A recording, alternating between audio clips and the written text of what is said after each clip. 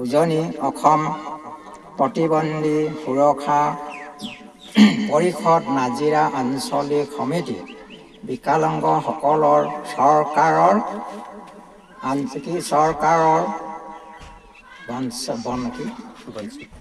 বঞ্চিত বিৰুদ্ধে প্ৰতিবন্ধী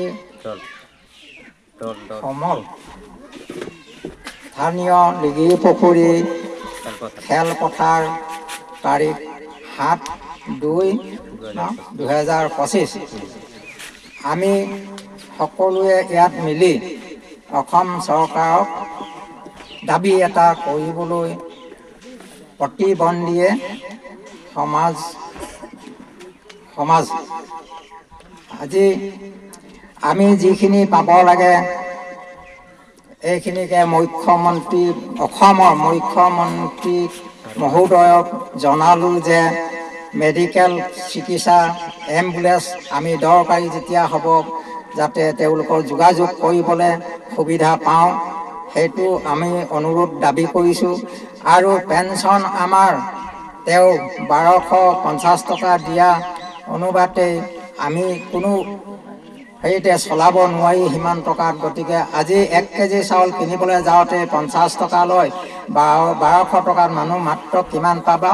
1250 25 কেজি চাউল পাব। অকল চাউলটো খালেই নহ'ব নহয়, তেলে নিমখে লগত আছে। গতিকেলৈ এইখিনি আমি আপোনালোকক অনুৰোধ কৰিছোঁ যাতে মাহেকে আমাৰ 3000 টকা হ'ব লাগে।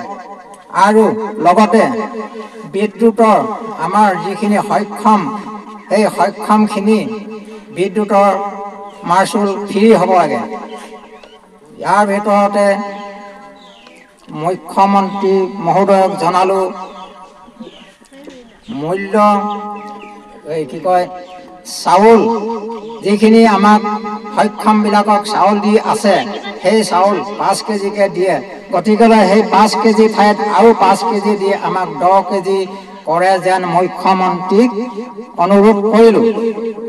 আৰু নতুন ৰাজ্য চৰকাৰক কিয়নো যিকোনো আঁচনি দ্বাৰা বিকলাংগসকলৰ পৰিয়ালৰ সুৰক্ষিত হোৱাৰ বাবে এটা পকী ঘৰ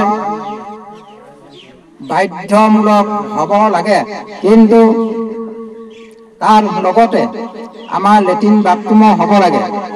আৰু লগতে মুখ্যমন্ত্ৰী মহোদয়ক অনুৰোধ কৰিলোঁ যাতে আমাৰ সকলোখিনি পাব লাগে। এতিয়া পানীৰ যোগান কিছুমানৰ হাতত অকল চোতালত দেখিছোঁ অকল এই টেপটো দি থৈছে, পানী অকণো নাই। এইবিলাক মানে চৰকাৰে আগবঢ়ালেনো কি হ'ব? অকল ৰাইজে দেখিছে যে এই সেইটো পানী পাই আছে, কিন্তু গৃহতে জানে পানী পাইছে নাই পোৱা। গতিকে এতিয়া আমাৰ পঞ্চায়তৰ ফালৰ পৰা চৰকাৰে পঞ্চায়তক কি বুলি ক'লে, যিখিনি দৰিদ্ৰ ৰেখা আছে তেওঁলোকৰ ঘৰ পাব লাগে, তেওঁলোকক মানে লেট্ৰিন বাথৰুম পাব লাগে, এনেকৈ বুলি পঞ্চায়তক চমজি দিলে চৰকাৰে। কিন্তু পঞ্চায়তে আমাক ডাঙৰ মানে যিখিনি আছে সিহঁতক দিয়ে, আমাৰ দৰিদ্ৰ ৰেখাক নিদিয়ে। গতিকে সেইটো অনুৰোধ কৰিছোঁ যাতে মুখ্যমন্ত্ৰী মহোদয়ে এই আমাৰ বিকলাংগৰ লগৰ যিখিনি অনুৰোধ আছে তেওঁলোকে যাতে মানি সকলোখিনি আমাক আগবঢ়াই দিয়ে যেন বুলি আশা কৰিলোঁ। আমাৰ যিখিনি দৰকাৰ সেইখিনি নিশ্চয় দিব বুলি আশা কৰি ইমানতে সমাপ্ত।